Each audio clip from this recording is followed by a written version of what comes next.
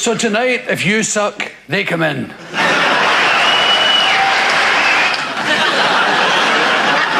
I always wanted one of them. My manager promised years ago, he said, do it right, Bill, and you can have your name in pink. Who did that? It's decidedly average to be here. It's kind of live and telly, isn't it? And I've never seen so many famous people in my whole life. It's great. It's like a party at our house. I love it. I start very slow. I start real slow. And because I think you're the same yourself, you know, when you go to your work, not you people at the front, the working classes are back.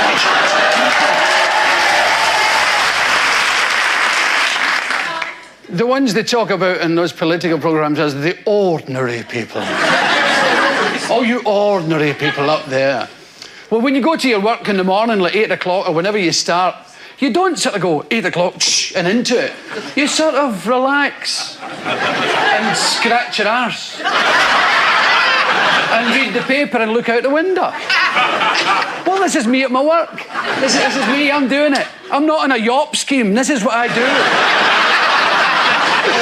And it's awful. Every time I open my eyes, I'm looking at one of my heroes. It's like a nightmare. I did this once before, you know. It was in the year that Scotland qualified to play in Germany. You know, Scotland always qualify. You have to think of the year. I think it was 74 or something. They were playing in Germany, and the guy who was supposed to make money for them kind of ripped them off. The Scottish football team, that is. And they ended up by being given a sort of a 6-month loan of a Vauxhall. Jet set stuff, isn't it? Get a loan of Vauxhall for 6 months. So, Willie Ormond, who was the manager, asked me to go down and entertain the team, and it was hellish. It was just this room full of Dennis Laws and Billy Bremners. I did the whole thing with my eyes shut. I was like, I opened my eyes. God, it was the best laxative I've ever known. So I was going to tell you a bit about myself. You probably know a lot because I've kind of become the darling of the chat shows. But I should tell you I lie a lot. So some of it wasn't true. I've made myself very windswept and interesting as the years have rolled on. Because I was born a sort of fart.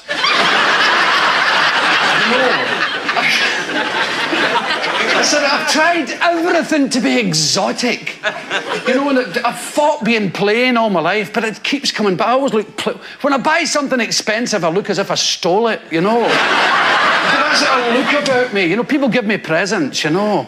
Like Cartier glasses, and the police go, where'd you get them? And they stole them out of a car. So it's weird, you know. I've got this mark on me that says nothing. And I don't know where it is. God knows I've tried everything. But I was born in Anderson in Glasgow. And it's sort of down at the dockside there. And I don't remember it much because we left when I was about 3 or 4. And I was brought up in Partick in Glasgow, where Partick Thistle originally came from, the football team. Partick Thistle FC. I say that because most Englishmen think they're called Partick Thistle Nil, right?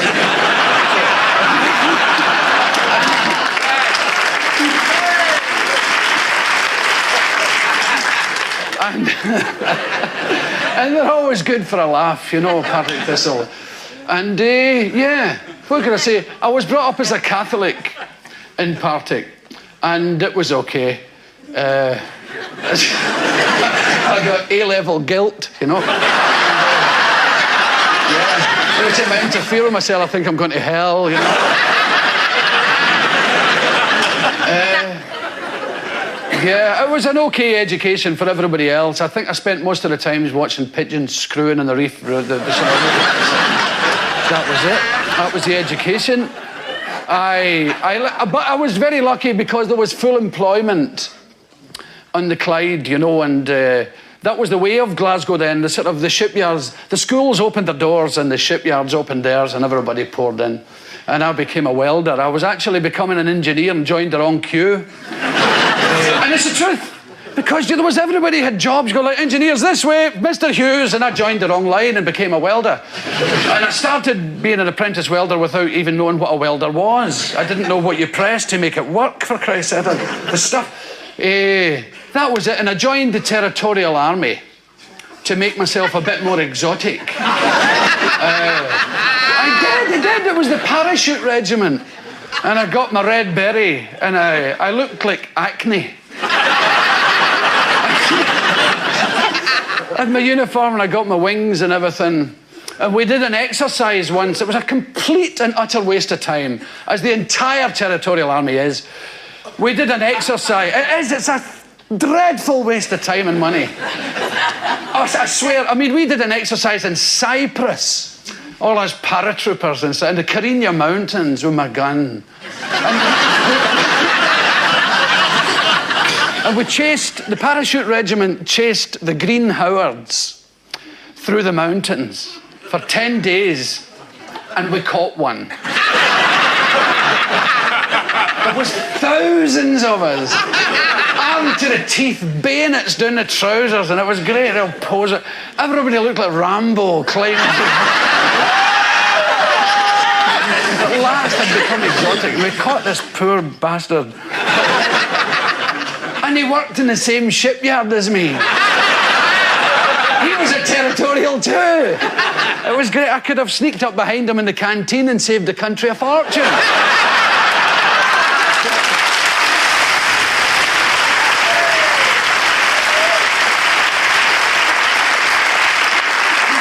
And to give you, for those of you who don't know what I do, that must include me, really. I've never really understood what I do. But I've been intrigued for many, many years, since I was a wee boy, with the way ordinary people behave. And I've often looked at people and thought, my God, because I've been kind of obsessed with sex as well, you see, throughout all these. It took me an extraordinary length of time to lose my virginity. Oh, God almighty, it was ages. I won't even tell you, because you'll talk about me. It was a long time. I was tattooed first. It was so long. I had to do it eventually for the sake of my sight. I had to do it. Purely for reasons of, visibility. I was going mental. I was becoming a funny shape.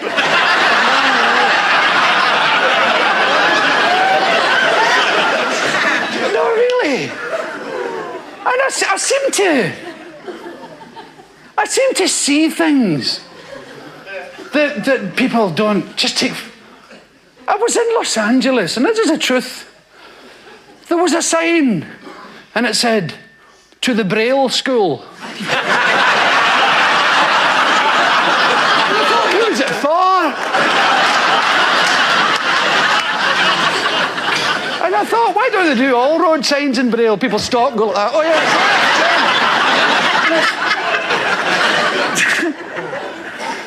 And it's odd, I must say. But there's something about I don't understand very much. I'm not saying love me, I'm thick, right? But there's a lot of things that my brain won't allow me to understand.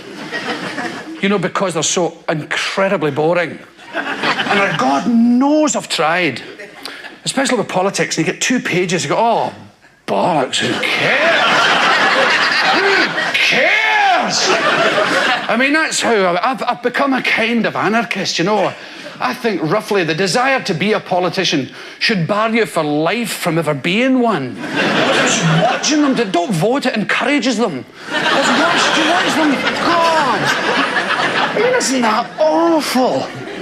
But anyhow, I tend to look at it slightly different. And I look at singers on the telly, and I look at Scottish singers, and I think, what are you doing? And you see, I'm a Scottish person, right? You probably noticed. And I look at these Scots on telly. they're sort of singing shortbread tins. It's the whole nation. They're singing about this garbage. Oh, the mountains over here and the hills over there. Salmon's in the river and I'm roaming in the gloaming. Bonny purple mountains and the sun is going off. Fuck off!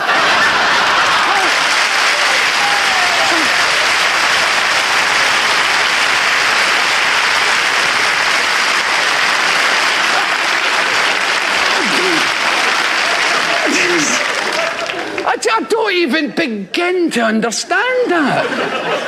Because the folk music is actually wonderful, the reels, but they avoid that like the plague in order to sing this stuff. And it's all written here in London. With strange wee men who have never seen Scotland. And one of them got found out about 5 years ago. He wrote a song called The Blue Misty Hills of Tiree. But if you've ever been in Tiree, it's like a bloody billiard table. Oh, the misty blue hills. Oh, and there's this never-ending line of Highland weird people. I mean, I'm not saying the Highland people are an amazing race of people, lyrical, nice people. But there's this section who keep turning up on television in Scotland. The Brine Island shirt and a space in the teeth. And the wee badger handbag there. Mountains and rivers and Bonnie Morag and the Roman and the Gloaming. And it's a very strange affair. And then there's the Gaelic ones. You've probably seen them. They say hello to you all the time when they're singing. Hello, hey, oh.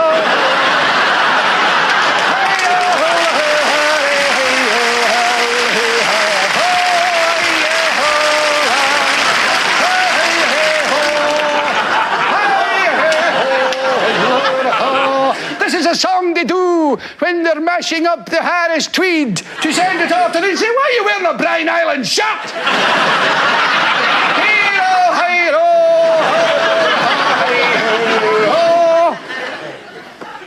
It's absolute nonsense. And we seem to produce in Scotland a kind of religion that's very strange too. It's the most patronising thing in television except for the weather. It's Wincy Willis here. Hi, Wincy Poo. I was just thinking, have your television treat you like you're 4 years of age? Now, here's the weather. This is the country where you live.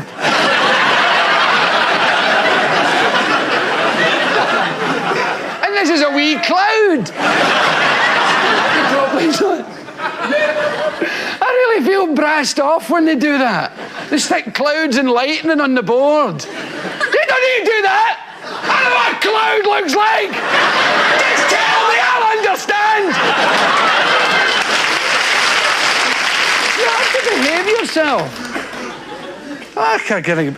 But anyway, I was saying, that kind of singing, you know, the women sing kind of weird up there. They've spoiled a lot of great songs. You know, Robert Burns wrote some real crackers. And they spoil them with that strained way of singing. Because ordinary people sing okay. Not really. And the whole thing is organised by people who've got second names instead of first names. Crawford. Crawford, have you seen Finlay? Who are these people? They're alien. The surname clan have taken over. Campbell, have you seen Finlay? Oh, he was with Crawford and Torkel. What are you talking about? And the women dancers are great. You know, they're all giving it a bit of that. And it's funny. Winsome and buxom. And the men are getting a bit... right on the loafers. It's a bit strange. It's a bit like ballroom dancing's getting the same. Like people doing that. What are you doing? If you did that in a Glasgow dance hall, you'd last about 10 minutes. An elastic suit or that, no?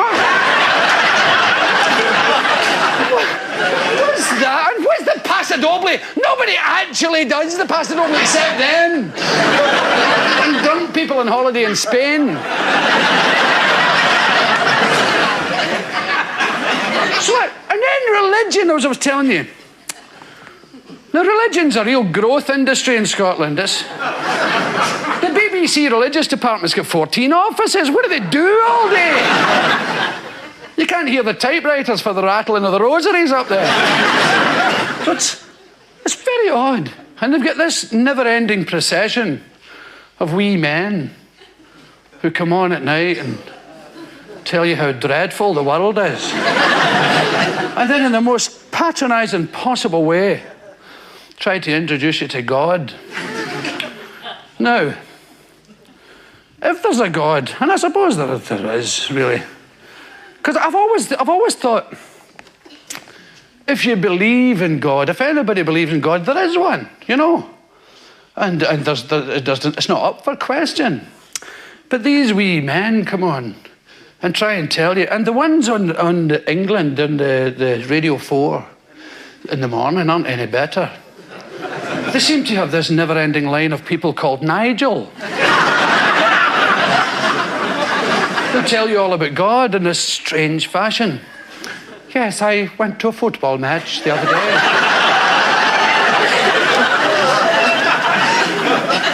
And you know is the key, right?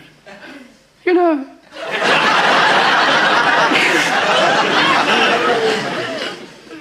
I went to a football match the other day and it was terribly exciting. I watched with bated breath. It was Tottenham Hotspur, I believe. They were playing another bunch of chaps. They were very, very good anyway, but the game was rather exciting. And on the way home, I said to my son, Nigel Jr., I said, Nigel? He said, yes, Daddy. I said,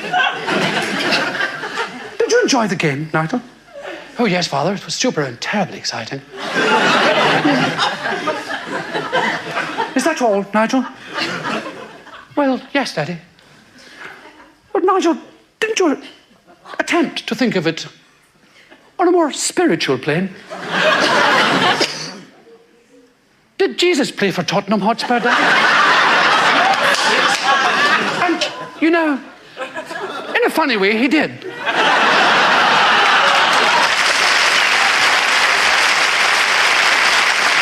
And the other bit about my life before I got here, to this stage, you know, to this part of my life, and I used to be a folk singer, but I was dreadful. I had a voice like a goose farting in the fog. And it doesn't make you attractive to women at all. Funny enough, I was talking to Robbie Coltrane about this a wee while ago. We did a programme recently, me and Mr. Coltrane, and we were talking about the way real people, you know what I was talking about all that, and the way real people, so I used to go to parties,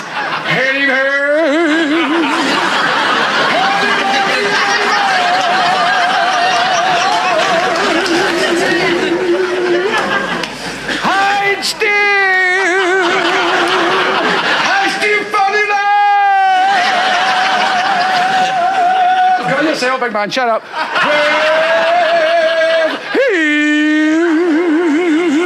See, now I loved that. I used to go to parties and listen to these men singing for years. I didn't know it was English. I thought it was some weird Scottish language. I went round the music shops of Glasgow trying to find the words.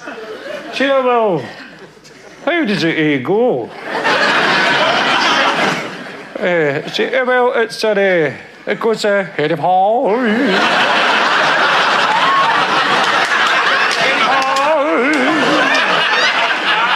Eddie Sheedy Ball. No, I don't know that one. And they weren't like London kind of showbiz parties? You get a huge carry-out first. You get a dozen beers and a half bottle of whiskey. Right. So you better get some Bacardi. There might be women there. Oh, okay. And then with this carry-out bag, you've seen these carry-out bags. I know they're sort of... Well, I don't know if they've got them in England now. They certainly didn't. They used to have them.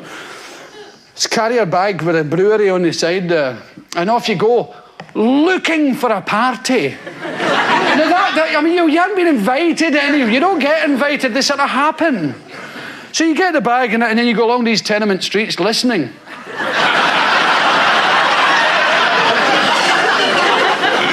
And then from a window you hear, Harry Paul. Harry Paul.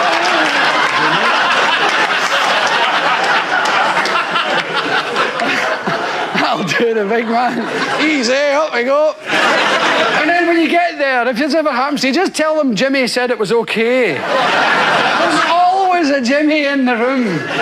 I met a guy down the boozer there. Jimmy says just to come right up. What do you look like? Oh, he was a bit pissed, you know. That'll be him, the guy. There's somebody upside down behind the telly. That's the man, it's the very man. Sit down, son. Give us a song. Harry Paul. Harry Paul. And there's another thing about Scotsmen. They always sing about being far away from Scotland when they're still there. Though I'm far across the sea. No, you're not. You shut your face. It's the only song your father knows right through. Be quiet. I'm very far away. And of course, everybody likes to sing. And sometimes they spin a bottle. And when it points at you, it's your turn, and you have to do a thing, you know. And if you only know the one song, well, somebody might sing it before you. And that's you have to leave, go home. That's it, I'm off. So, yeah, it's happened to me. I used to be the wild side of life. Oh, to be the wild side of life. And it's the way I yelled, and went back to the wild who said life. What's the one? Do you know what a who is? A who. That's what the old rugged cross stands on. He far away on a who.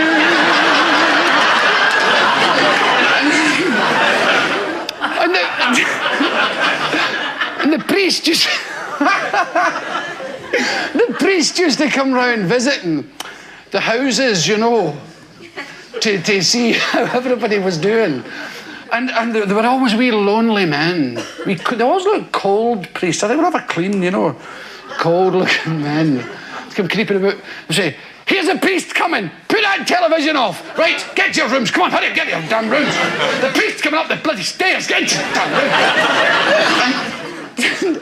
And now, see, priests think the world is full of broken televisions. Everywhere they go, it's not working. See, a guy once told me the Queen thinks the world smells like paint because 10 feet in front of her, there's always a guy coming. And as I say, I lived in the tenements there, and there was a warmth about the whole thing. I've always seen tenements as kind of vertical villages. People say, oh, the deprivation! Oh, my... Nonsense. When you're a wee boy, it's not like that. You know, it felt great. You know, there's all these nice neighbours and they had big wooden toilet seats then. You know, luxuries. You know, you didn't lose the power of your legs reading the Sunday paper. Yeah. You know, maybe it's my age. I can't walk halfway through the...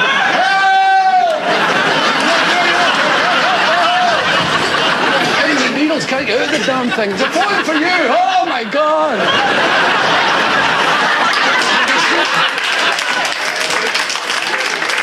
The only other time I ever felt like that, I had a drink in America called a zombie. Have you ever drank zombies? It's a kind of muddy coloured. I would advise you to do it. It's an extraordinary concept. You get drunk from the bottom up. You're perfectly lucid. Talking away, oh yeah, I've been there. at the time, that was that British time, you're being very, terrific, jet-setty and urbane. Until you need to go to the toilet. And your legs are pissed. Excuse me, I'll just go to the toilet.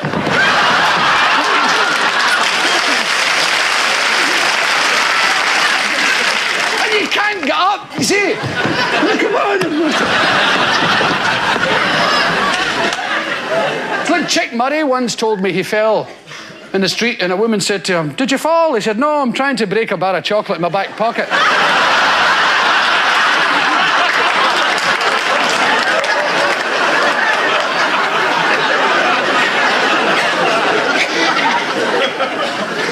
When the priest come to the house, mother says, and see, in the tenements you'd a bit poorish. In the winter you'd throw coats on the bed for the kids. Yeah, a bit of coat there, keep you warm. Oh, God. The very thought.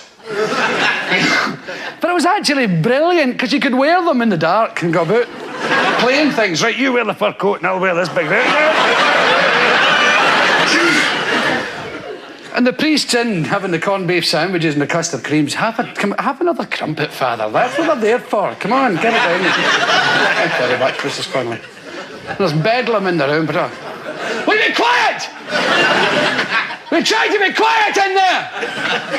Can hardly hear myself thinking here. I'm trying to talk to Father Flanagan here. The noise is deafening. It's him, Mummy. It's him again! He's taken more than his fair share of the coat! What are you talking about, coat? There's no coat in there! I don't know, it's a fertile imagination. The coats are all in the cloakroom. It's a room in kitchen. Bloody cloakroom. She thinks it's a dance hall she's in. The coats are in the cloakroom, and well, you know it. Down on the mezzanine floor. Near the luncheonette. Next to the breakfast bar.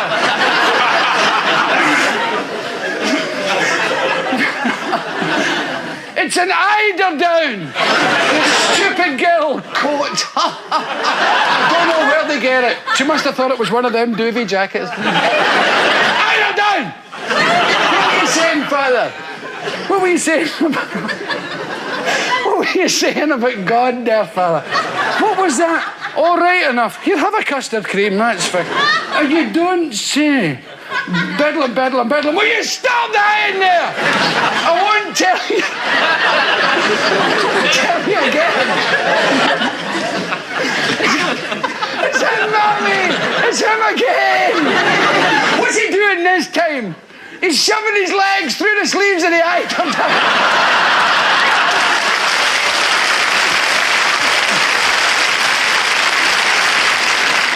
See, I've always had trouble with communication. And it started at home. Nobody could ever talk to me. You say, "Dad?" I say, "What?" And everybody I knew was the same, all my friends. And the people couldn't communicate properly with them. They didn't talk about generation gaps, because it wasn't a problem. You just battered the children. Especially that stupid person. And on it went. It was just... But they used to say strange things to you. Say, "Can I go out on my bike?" "What? Bike? I'll give you a bike."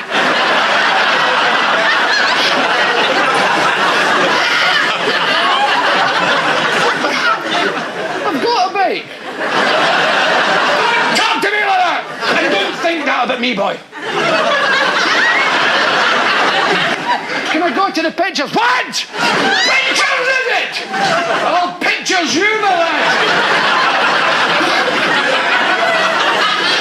What does that mean? There's lots of things I don't know. I'll make you smile on the other side of your face.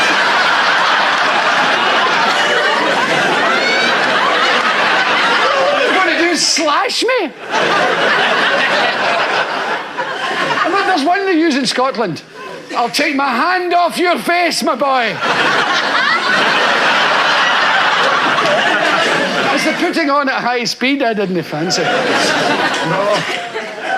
I've started touching my willy. It's one of my more sort of disconcerting traits recently. Because I've been talking about people who touch theirs, and it has led me to touch mine. And there's a strange comfort to be had.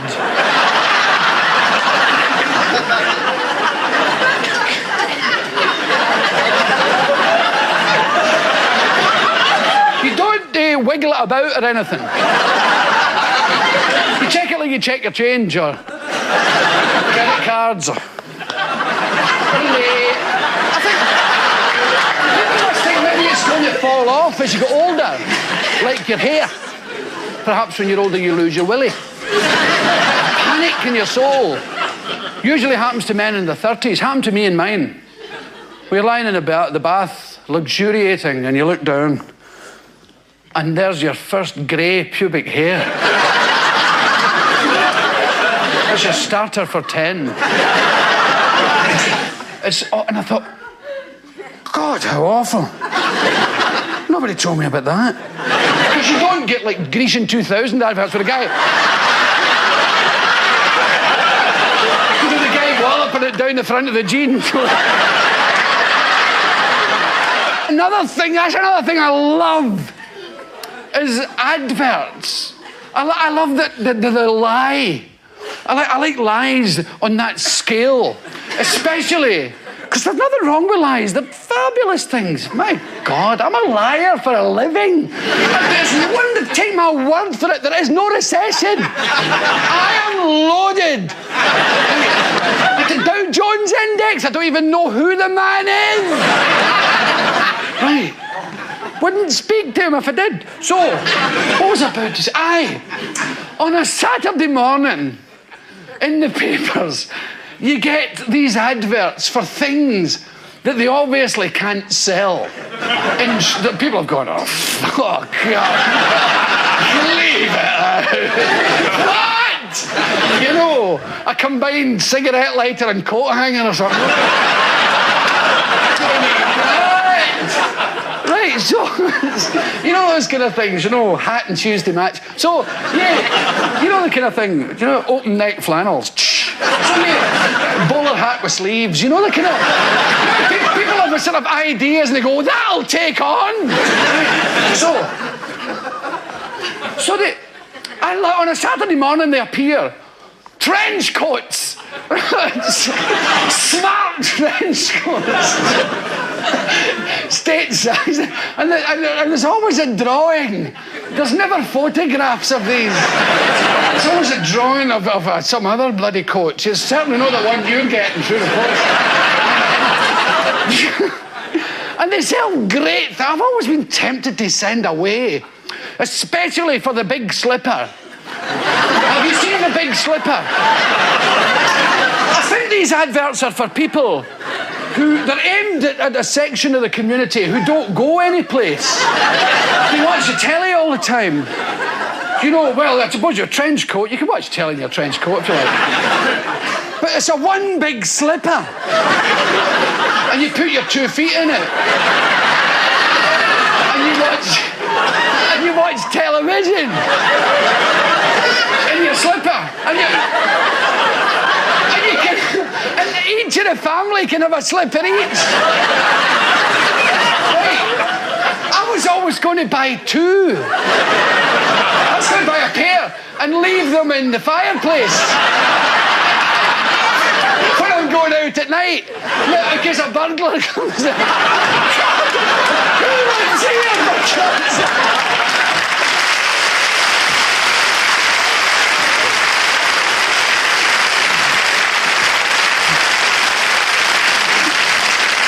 You can cheer the world up by doing things like that.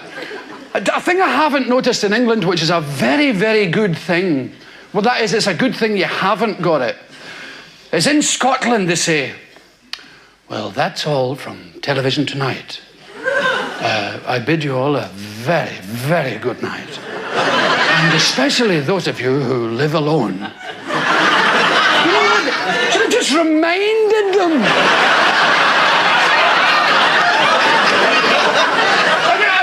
are terrifying, they say. And those of you who live alone, don't forget to lock the windows and stuff like that.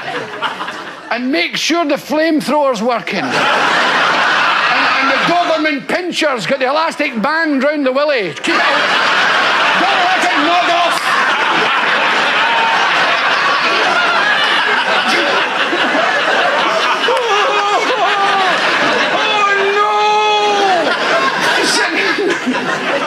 And I always wanted to be in charge of that bit of the programme. Especially those of you who live alone. For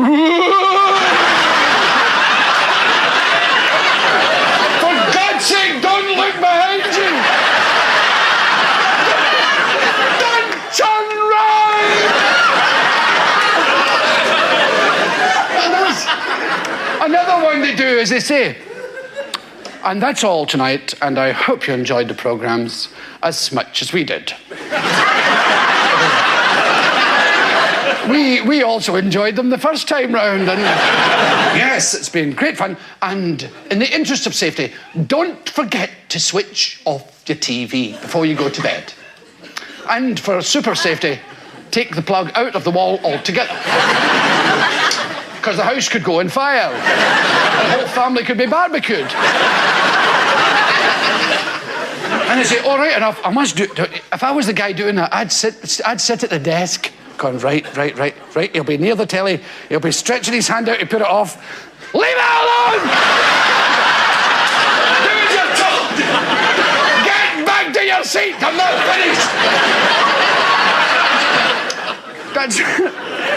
But these adverts, there's the big slipper. And save pounds! They have a pound sign that goes down and down and down. Save! Touch the S's. Cut your own hair! With this thing! And they have this lethal looking thing with things down each side and a handle. And of course you buy it and you go, my God, the minute you 3 feet from your hair, a big chunk falls out of sight. Because hair's like that. You know, you've always, the barber always feels the hair that's dead as he's cutting your hair. You don't, you just see the result. But when you're actually just chipping away, it's a huge lump. It feels like a massive big lump. Oh my God. But I'll give you a bit of advice. Where are you going? Get back to your seat! Nobody leaves! Okay, lock the door! You're stolen something! Nobody leaves this building! I'll get him! Where's my bloody gun? Right. So if you buy that thing and you'll be in the bathroom trying it because you don't want your family to see that you've bought it, the normal thing is go, oh, bugger that, and leave it. Throw it immediately in the bin. Because the time will come when you're out with the lads or whatever, you're at a party, a bit pissed. Yay! Take them in, do. Oh, there's that thing! Hey!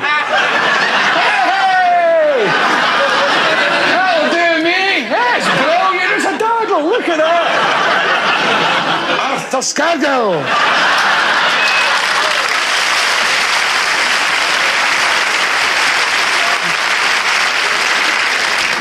There's another great thing.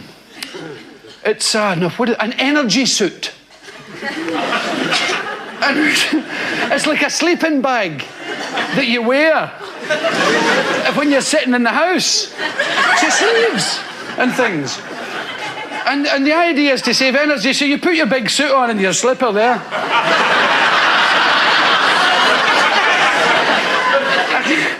And you cut each other's hair if the telly's boring. And there's another fabulous thing. Incontinence knickers. There's always too many incontinence knickers. I think they were expecting a sort of plague of incontinence. I think maybe it was at the last budget or something. They expected to sell a lot of them. Oh, no. And I I was looking at this incontinence stuff and I thought, I don't want to laugh at incontinent people, right?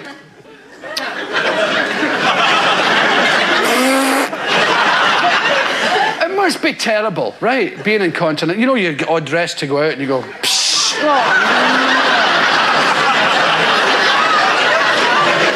Change it. You can't buy white clothes. You can't buy grey suits. You go,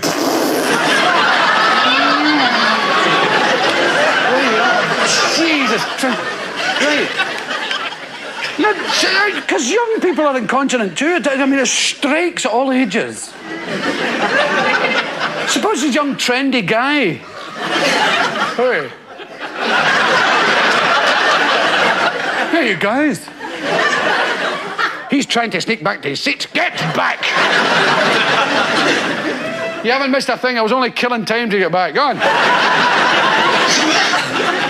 So the guy's young and trendy. Says, and then he sees the advert. Right, that'll do me. Give us a pair of them. Give us a bit of that.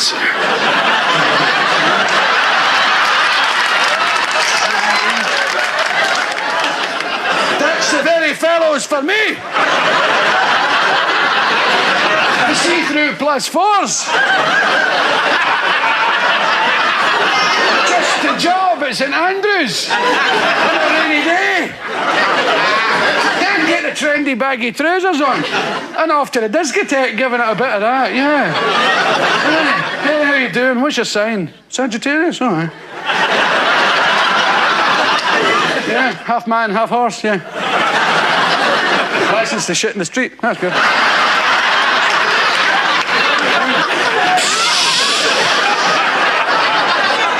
Cares not a jot.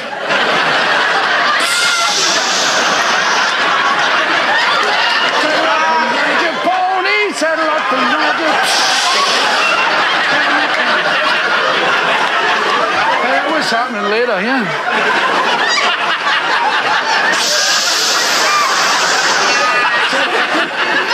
It's 7 gallons down each leg.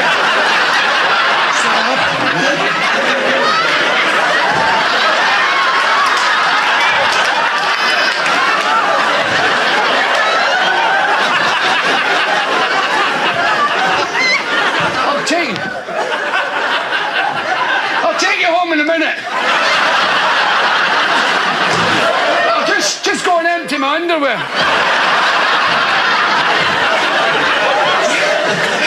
Into the toilet and loosen the thing like that. The Thames level film disappears. Oh, they're fabulous. You should read these adverts. They're in the energy suit. See, so you can wear them under your energy suit.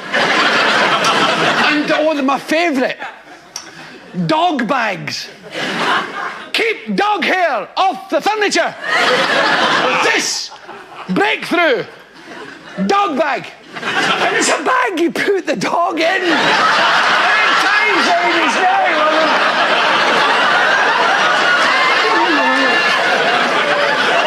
Special bag for the budgie. Keep feathers out the carpet. So your dog's in the bag, and you're all sitting with a big slipper each, watching the telly. Unless you're a super duper family, you get one big slipper for the whole family. Well, you've all got a big slipper each, and the mother says to father, I'm just nipping out. I'm just nipping out to the toilet. What? Why don't you put on a cup of tea? Anyway, that's...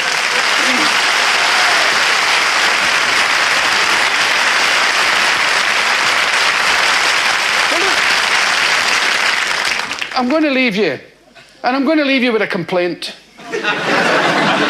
This country is in a terrible state, according to some people, and I know why.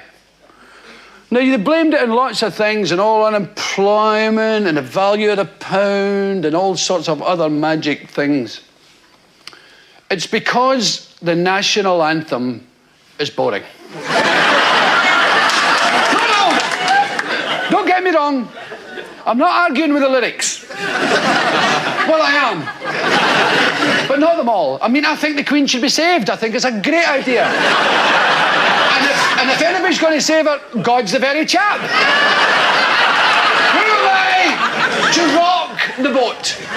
Not I. Nice person. Show business personality. Right? It's an appalling song. And it's racist. It is anti-Scottish. And the fourth verse is all about Marshall Wade coming up to give us a belt in the mouth. And I don't like it. And with a mighty rush, rebellious Scotch to crush. Oh, do you bloody think so? I don't see any rush to Hampden to crush anybody. I rest my case. Now, you see, when you look at the Olympic Games, we go in with a flag.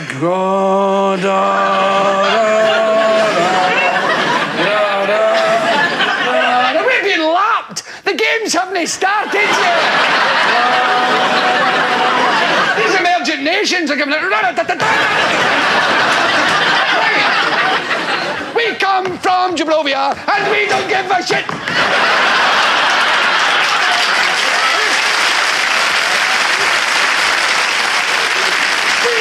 A national debt of £50 squillion. We will get the monkeys.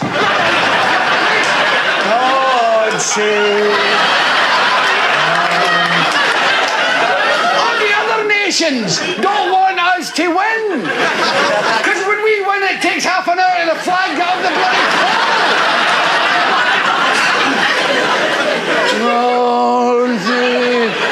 No wonder Daley Thompson's scratching him. Season up. So I think it's time for a change. And I think a refreshing change would be to use a theme from The Archers.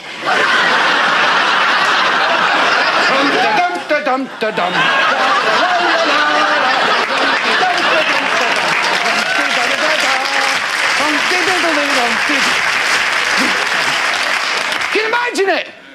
Trooping of the colour. The Queen sitting in a horse like that. La la la la la la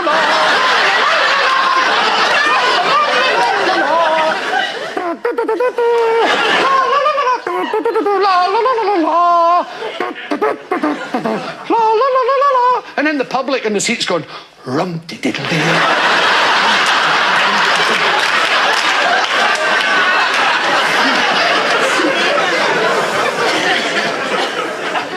So let's give it a bash here.